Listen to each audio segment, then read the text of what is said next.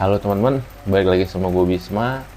Di video ini masih tentang sharing-sharing aja bagaimana gue bisa melepaskan kecemasan dan insomnia yang dulu pernah sangat mengganggu kehidupan gue. Jadi teman-teman,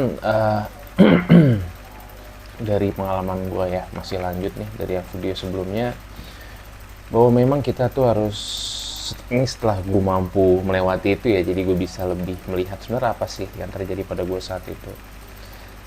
Bahwasanya memang sangat penting bagi kita juga untuk benar-benar menemukan pelatuk ya, trigger atau sebab yang membuat kita berada dalam fase anxiety ya. Karena itu pasti ada, dan masing-masing orang itu berbeda.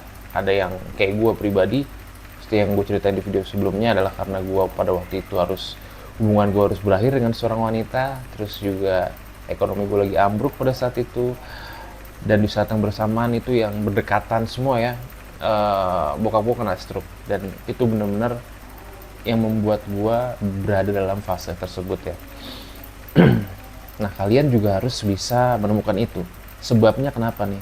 Kalian harus benar-benar bisa membuka diri kalian untuk melihat luka apa sih sebenarnya yang terjadi di masa lalu, apa sih yang membuat gue begini. Kita harus terbuka sama diri kita sendiri dan ya jujur aja gitu. Misalnya ada yang kecewa karena diselingkuhin misalnya, atau mungkin ada masalah sama orang tuanya masa kecil, mungkin karena terlalu didikte dan orang tua nggak pernah memberikan kesempatan untuk lo sebagai anak memberikan pandangan, selalu dibantah sama orang tua. Itu misalnya bisa aja terjadi kan, dan itu yang tanpa sadar seiring berjalannya waktu kita pendam, kita berusaha untuk ya udahlah biarin aja gitu. Ternyata itu akan bertumpuk terus dan membuat syaraf-syaraf ya di pikiran kita ini terganggu, yang akhirnya kita masuk dalam fase mental health issue lah gitu, masalah kesehatan mental. Karena teman-teman, masih dari buku Dale Carnegie ini buku tahun 1948 loh dirilis. Di sini dibilang bahwa separuh dari jumlah tempat tidur di rumah sakit ditempati pasien-pasien yang menderita gangguan syaraf dan mental. Mereka hancur akibat beban yang merusak dan bertumpuk-tumpuk dari masa lampau, serta akibat ketakutan akan masa depan. Padahal sebenarnya sebagian besar dari mereka hari ini dapat berjalan-jalan di jalanan dengan senang hati. Jadi emang masalah kesehatan mental ini dari dulu ya teman-teman ya. Dan dari buku ini juga ternyata orang-orang yang masuk ke rumah sakit dirawat pada zaman itu pada saat masuk tuh nggak ada penyakitnya.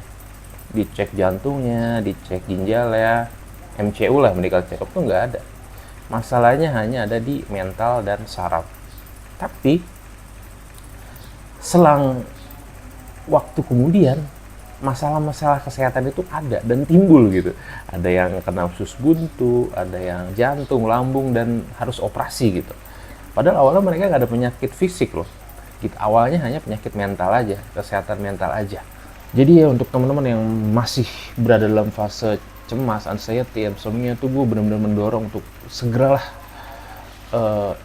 berusaha benar-benar untuk melepaskan diri dari itu. Kalau kalian udah merasa sangat berat banget, segera ke dokter.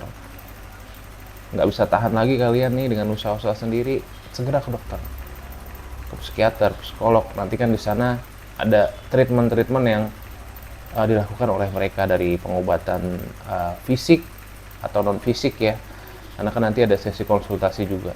Jadi itu memang harus berusaha kita selesaikan teman-teman dan disembuhkan, karena efeknya nanti bisa timbul ke fisik kita, bisa timbul ke yang tadinya kita amit-amit ya nggak punya penyakit jantung, mungkin jadi punya penyakit jantung. Apalagi kalau lo masih muda, masih panjang masa depannya, masih banyak yang harus kita lakuin gitu kan, masih banyak orang-orang yang harus kita jaga. Kita harus bisa benar-benar sembuh dari itu.